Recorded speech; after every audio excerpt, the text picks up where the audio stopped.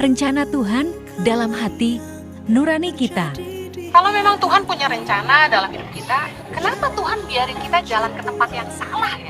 Saya mau bilang gini, ketika daging kita ingin berbuat dosa, sebenarnya suara Tuhan dalam hati nurani kita tuh pasti bicara. Pasti ada, halus, pelan banget bilang, jangan. Setiap roh manusia itu berasal dari Allah. Gak ada orang yang bisa hidup kalau bukan Tuhan yang mengizinkannya. Setiap roh manusia, agama apapun, itu berasal dari Allah. Itulah keadilan Tuhan bagi seluruh umat manusia. Bahwa setiap kita itu diberikan hati nurani. Sehingga kenal Yesus, gak kenal Yesus, waktu kita mau bikin dosa, kita tuh diingatkan sama suara Tuhan dalam hati kita. Buktinya, waktu kita kecil, waktu kita masih kecil, gak ada yang ngajarin kita, tapi kita tahu kalau kita salah, kita takut kalau kita berbuat salah. Saya ingat dulu waktu saya masih kecil, saya nyuri uang mama saya buat beli permen. Saya takut banget, padahal gak ada yang ngajarin saya apa arti dosa sebelumnya. Saya masih kecil, umur 5 kurang lebih. Nah, masalahnya gini, ketika suara hati nurani yang kecil itu mengingatkan kita dan kita nggak mau dengar, kita lawan terus, kita pura-pura nggak dengar, lama-lama iman kita akan kandas. Kita nggak akan peka lagi sama suara hati itu, malah mata hati kita jadi buta. 1 Timotius 1 ayat 19 bilang ini, beberapa orang telah menolak hati nuraninya yang murni itu, dan karena itu kandaslah iman mereka. Jadi gini, bukannya Tuhan ngizinin kita jalan ke tempat yang salah, Dia sudah ingatkan kita, tapi kitanya yang keras kepala. Kita sendiri yang mau, karena alasan kita kan satu, dosa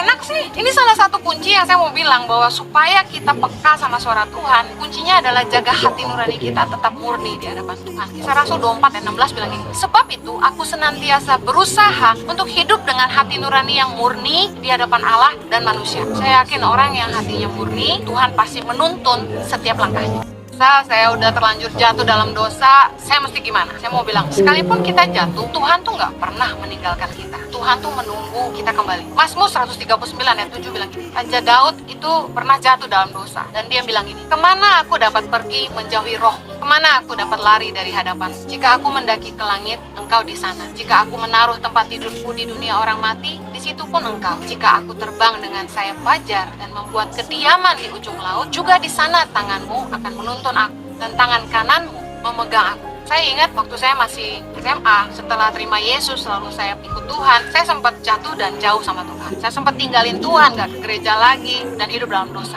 Saya pikir udah Tuhan marah sama saya, pasti Tuhan udah gak mau dengerin saya. Tapi tahukah Anda, satu hari, saya lagi bersihin kamar, saya ingat banget. Zaman itu kita dengerin musik tuh pakai tip ya, sama kaset. Saya tiba-tiba lihat ada kaset puji-pujian, kemudian saya setel, saya lagi ngelap-ngelap meja, terus tiba-tiba dengar lagu itu. Tiba-tiba saya dijamah Tuhan. Itu saya dengar pujian itu, tiba-tiba saya dijamah Tuhan. Saya lupa lagu apa, tapi saya terjamah dan saya langsung nangis di tempat. Terus tiba-tiba kayak ada satu kerinduan di hati saya. Saya mau ke gereja, saya mau balik lagi sama Tuhan. Saya ngerti banget perasaan orang-orang yang waktu kita tuh jauh sama Tuhan, waktu kita tuh jatuh dalam dosa, berat banget buat balik lagi. Bahkan begitu kita berhenti nggak konsisten saat teduh, buat mulai lagi tuh berat banget. Saya pernah ngalamin. Tapi saya mau bilang gini, apa yang kita sering diajarin bahwa kita tuh harus seperti ini dan seperti itu sama Tuhan, ternyata saya ngalamin hidup saya tuh nggak semua benar. Bahwa Tuhan tuh apa yang penuh dengan kemurahan.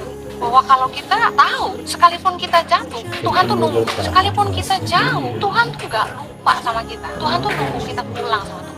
Tapi saya mau kasih tahu, ada konsekuensi yang akan mengikuti setiap keputusan kita. Akan ada akibat yang mengikuti setiap tindakan kita. Galatia 6 ayat 7 bilang, jangan sesat, Allah tidak membiarkan dirinya dipermainkan, karena apa yang ditabur orang, itu juga yang akan dituainya. Saya mau bilang gini, mungkin kalau kamu minta ampun, Tuhan ampuni, tapi ada konsekuensi yang mengikuti setiap keputusan kita. Jadi bukannya Tuhan yang merancangkan hal yang gak baik sama kita, tapi keputusan kita juga menentukan hidup kita. Nah, kebanyakan orang mau enaknya aja, tapi nggak mau bayar harganya. Beberapa masalah itu sebenarnya kita ciptain sendiri karena keputusan dan perbuatan kita sendiri. Yakobus 1 ayat 13 bilang gini, tiap-tiap orang dicobai oleh keinginannya sendiri, karena ia diseret dan dipikat olehnya. Dan apabila keinginan itu telah dibuahi, ia melahirkan dosa, dan apabila dosa itu sudah matang, ia melahirkan maut. Dengar baik, kita dicobai oleh keinginan kita sendiri. Masalah yang kita hadapi dalam hidup kita belum tentu karena Tuhan, tapi seringkali karena keputusan kita.